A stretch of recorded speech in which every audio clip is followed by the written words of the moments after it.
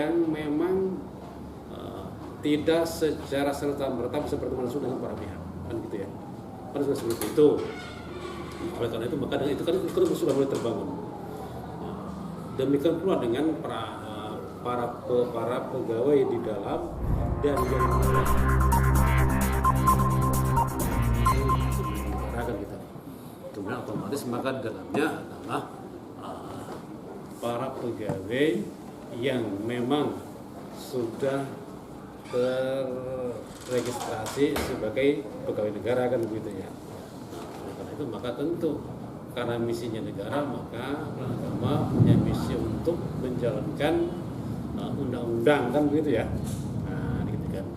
Nah, kaitan dengan zona integritas yang menjadi paling pokok agama itu tentu kan sekarang ini kan Mahkamah Agung pun melalui Badan Agama Kebawahan Agama adalah mengemban untuk melaksanakan apa yang menjadi visi Mahkamah kan ya, khususnya di bidang pelayanan. Nah, maka bagaimana mengenai agama untuk melayani masyarakat dengan sebaik-baiknya. Nah, untuk melayani sebaik-baiknya tentu dari dalamnya satu aparatur yang memang harus bersih dan bersinergi, gitu ya. Kemudian memposisikan diri dia sebagai aparatur yang melaksanakan undang-undang sehingga bertindak sebagai posisinya yang sebaik mungkin sebagai aparatur negara di bidang hukum khususnya pelayanan agama untuk melayani masyarakat, gitu ya. Seperti terbangun dari sistem pembangunan di dalam ruangan, kan gitu ya. Nah, maka komunikasi hakim sudah terstruktur, diciptakan dengan kondisi yang memang tidak secara serta-merta bisa berteman langsung dengan para pihak, kan gitu ya. Pada saat seperti itu, oleh karena itu maka dengan itu kan sudah mulai terbangun. Demikian pula dengan para pegawai di dalam dan yang di bawah. Sejak sistem PTSP ya Mas Tata ya, sejak PTSP pun sudah terbangun seperti sedemikian rupa bagaimana diciptakan para pihak itu kan senyaman mungkin dengan kondisi yang ada, kan gitu ya. Dengan kondisi yang ada Pengadilan Bekasi ini kan dengan posisi yang bangunan seperti yang ada sekarang dengan kondisi prasarana yang ada, gitu ya, sarana yang ada. Nah, maka dengan seperti itu Anda bisa melihat di depan itu dengan PTSP sudah terbang seperti itu, diposisikan lah, gitu ya, dengan posisi ada senyaman mungkin. Dalam rangka apa? Satu, ya andai kata memang misalkan ada masyarakat yang merasa tidak nyaman, ya namanya kan usaha, gitu. Kita sudah satu sarana seperti itu diposisikan. Kedua, dari sistem pelayanan secara teknologinya, gitu ya, semudah mungkin. Kita sudah membuat beberapa inovasi, diantaranya inovasi pelayanan yang termudah mungkin. Inovasi tentang bagaimana pelayanan dia sejak mau masuk ke pengadilan. Gitu ya. Isinya sekarang para pihak itu bisa dilayani di rumah. Orang mau daftar, mau sidang pun bisa dari rumah. Secara online. Online. Nanti kan saudara seperti itu, sehingga masyarakat ketika datang ke sini mereka sudah disuguhkan di depan PSP itu ada disuguhkan tentang bagaimana sistem ketika dia masuk, gitu ya, sudah disitukan seperti itu peranannya dengan sistem online tersebut. Nah, makanya kami bekerja keras, gitu ya, bagaimana untuk inovasi ini terbangun dan terlaksana secara efektif. Nah, gitu kan. Dengan secara efektif tersebut, nah diantaranya ini sebagai tim IT salah satunya, gitu kan, bagaimana membentuk dengan satu ruangan yang ada, kondisi yang ada, sehingga dengan melalui online ini, ya alhamdulillah banyak masyarakat dipermudah, gitu, untuk daftar, dan baik didaftar sejak awal maupun persidangan, gitu ya. Sejak awal pun para pihak itu diupayakan yang memang memiliki kemampuan untuk bisa daftar secara mandiri. Kalaupun kurang begitu mampu, maka ada pemandunya, gitu. Pemandunya bagaimana sistem pelayanan secara mandiri. Nah, gitu ya. Itu diantaranya. Ini dalam rangka membangun sistem peradilan yang memang betul-betul namanya untuk publik itu bisa dipermudah. Nah, tentang bagaimana sistem pelayanan di persidangan itu sedapat mungkin memang disterilisasi lah gitu ya, sterilisasi, dan itu sudah alhamdulillah untuk Bekasi itu sudah memadai itu yang seperti itu memadai gitu. Nah itu diantaranya terkait dengan yang tadi itu, makanya sekarang ini kan apalagi dengan yang namanya ada sistem bagaimana kita mengerjakan suatu perkara itu, sidang hari itu, selesai hari itu, dan di upload pada hari itu ke Mahkamah Agung kan ke dalam melalui server, sehingga untuk sekarang ini para petugas kepala ini waktu itu sudah penuh untuk mengerjakan tugas seperti itu. Artinya kalau masih ada hal-hal lain yang untuk bersifat tidak bisa, kita penuh. Apalagi seperti Bekasi ini yang memang karena banyaknya perkara atau bagaimana Pak? Bukan karena banyaknya perkara. Satu karena memang sistem sudah terbangun seperti tadi itu. Sistem sudah terbangun. Ya orang kan kita Mahkamah menciptakan kan gitu pelayanan tentang bagaimana, bukan tidak boleh bertemu, tetapi sistem cara bertemunya kan gitu ya. Itu mulai tahapan-tahapan yang memang bagaimana diciptakan oleh pengagung gitu kan. Ketika datang apa mau dan sebagainya. Nah, itu satu itu. Ditambah lagi dengan sistem yang sudah ada, artinya semakin sehingga memudahkan dukungan bahwa untuk menciptakan pelayanan kepada masyarakat tentang gitu ya, berkaitan dengan masalah perkara ini, karena sistem kita sudah diciptakan ya, diciptakan sedemikian rupa steril kita itu, ditambah lagi perannya lebih banyak, pekerjaan pun banyak kan gitu. Nah ini ya dirasakan lah beberapa masyarakat yang memang sekarang bermudah dengan adanya beberapa inovasi. Nah ini yang terpampang di sini beberapa. Itu kita peserta ya. Iya sudah cek kan. Nah itu memang itu sebagai bukti dan faktanya seperti itu, dan memang seperti itu keadaannya gitu ya Bekasi itu. Jadi, untuk majelisnya ada berapa Pak? Majelis sekarang ada 11 ya, 11 majelis termasuk dengan ketua dan wakil ya, ketua dan wakil. Alhamdulillah Bekasi ini kan kalau perkara banyak, kualitasnya pun namanya sudah mendekati ke Jakarta kan, sama aja ke Jakarta kan. Ini kebetulan kan Pak Haji kan udah akhir tahun ini. Kalau saya di globalnya itu ada berapa perkara untuk tahun ini, tahun 2022 ini? 2022 ini hampir 6.000-an peserta ya. Hampir 6.000-an. Hampir 6.000. Dan itu tereksekusi semua? Atau masih ada ya, mungkin kalau rencana awal kan diusahakan 0 sisa ya. Ya mudah-mudahan lah kan kita lihat nanti tanggal 29 ya. Desember gitu kan. Nah baru-baru ini kan ada tragedi yang sangat memang disayangkan ya, karena memang sebuah keputusan daripada majelis ya, yang karena memang si suami dia tidak terima dengan keputusan yang sudah diputuskan oleh ketua majelis, sehingga dia melakukan sebuah tindakan dengan apa notabene itu bertentangan dengan hukum gitu, melempar kursi kepada majelisnya. Apakah ada pernah terjadi seperti itu di pengadilan agama? Di Bekasi belum ya, belum. Yang sampai seperti itu belum. Tetapi dengan pasca kejadian yang ada di salah satu tempat ini, apakah menjadi ada sebuah proteksi di pengadilan agama Bekasi? Ya mungkin kalau proteksi sedemikian rupa ya masih ini ya. Artinya sistem yang untuk memproteksi itu karena memerlukan juga sarana gitu ya. Tapi kalau persiapan kita, artinya persiapan dengan mengantisipasi lah gitu ya. Kita mungkin baru setingkat ke berantisipasi. Gitu kalau proteksi secara ini belum ya, belum sampai ke sana. Tapi kalau antisipasi sudah sejak awal antisipasi. Karena kita kan kita juga punya security. Ya. Artinya di internal kita sudah ada ya persiapan itu. Di internal sudah ada. Di internal kemudian dari luar pun dipersiapkan juga.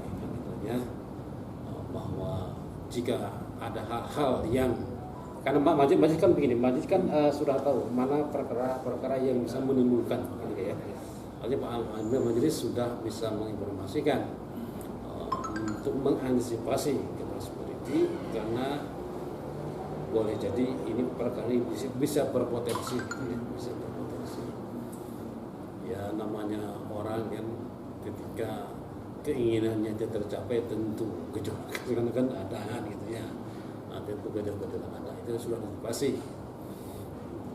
Sehingga alhamdulillah untuk itu di Bekasi belum terjadi lah dari para pihak yang sampai mengakibatkan mencederai sampai di Bekasi sampai mencederai karena memang karena kesudahan seperti itu ya alhamdulillah. Tapi kalau sampai mencederai belum ya mudah-mudahan tidak terjadi lah. Ya. Namanya pencanangan zona integritas itu tahun 2018 ada di 2019 ya penyerahan CI ya zona integritas menuju WBK dan PBM kita keliling ini bahwa ternyata ini pengadilan kami ada memiliki ekspektasi yang sangat luar biasa kan? Kenapa saya bilang begitu dari mulai 2018 2019 sudah ada penilaian juga ya. Terus kemudian ini per tahun 2022 ya mendapatkan predikat WBK 2019 Nah, jadi ini merupakan sebuah seperti yang Bapak sampaikan tadi bahwa memang penggodokan tim yang sangat luar biasa, tim work yang ada di pengadilan agama ini. Karena kalau tidak solid timnya itu ya mustahil kan bisa mendapatkan itu. Nah terus nextnya ke depannya ini Pak Haji seperti apa nih? Apakah memang ada keinginan kuat lagi untuk tahun 2023 ini untuk mendapatkan predikat OBPM itu? Kalau OBPM sekarang sudah tidak ada ya. Masih ada. Untuk BBM-nya ya. Zona integritas Pak. APM ya. Kalau APM ya katanya ya. Itu tetap bahkan kita setiap bulan kalau ada rapat atau pertemuan baik per bagian itu disinggung itu. Disinggung. Pada saat lagi monek atau iya, disinggung untuk pokoknya yang pokok dasar pertama kita mempertahankan satu itu mempertahankan predikat WBK yang sudah kita miliki itu sedemikian rupa dipertahankan. Dari mana bentuknya satu tetap kita dalam rangka zona integritas ini tetap dipertahankan melalui wilayah kan gitu ya. Jadi kuncinya kan di pelayanan tadi itu. Betul. Di pelayanan tadi itu makanya terlahirnya adanya inovasi dengan aplikasi online itu diantaranya itu kan. Diantaranya dalam rangka melayani masyarakat secara agar WBK ini dapat terpenuhi kan. Kalau dengan adanya aplikasi tersebut maka akan semakin mempersempit pertemuan antara yang membutuhkan dengan para pelayan dari sini sehingga pelayanan itu melalui aplikasi tersebut, gitu kan? Daftar sudah disiapkan. Kemudian ketika persidangan pun begitu. Daftar melalui online. Datang ke lokasi, kemudian melalui petugas, datang daftar, sudah langsung naik ke ruangan persidangan dan ke ruang tunggu persidangan. Itu pun tidak semuanya. Diatur begitu, diatur. Selesai segera turun pulang. Sehingga itu mempersempit pertemuan gitu ya. Pertemuan seperti itu dapat terjaga dalam rangka tetap menjunjung WBK ini. Itu diantaranya itu. Dan yang keduanya terasa juga ya karena memang kita untuk melayani itu kan diantaranya kan perparkiran ya. Kita kan karena sempit gitu ya.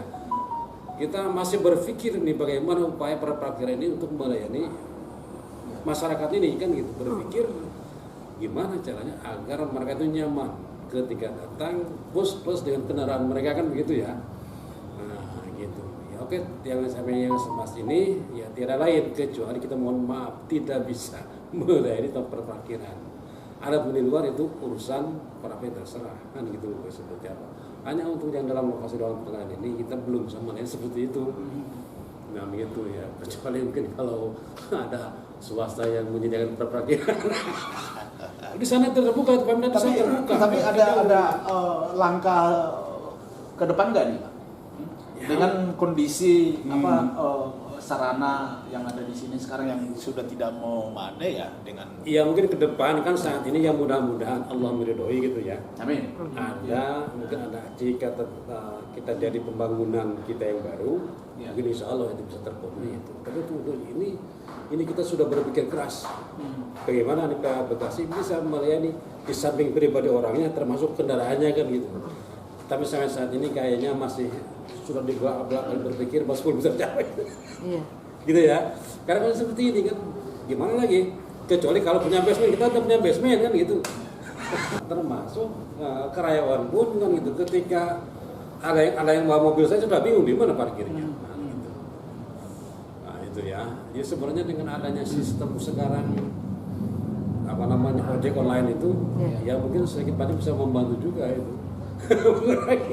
Tapi dengan keterbatasan tempat yang seperti itu, tentu tidak tidak menjadi sebuah penghambat ya dalam memberikan pelayanan Tidak. kepada masyarakat. Sampai saat ini tidak. Kenapa? Karena tadi itu.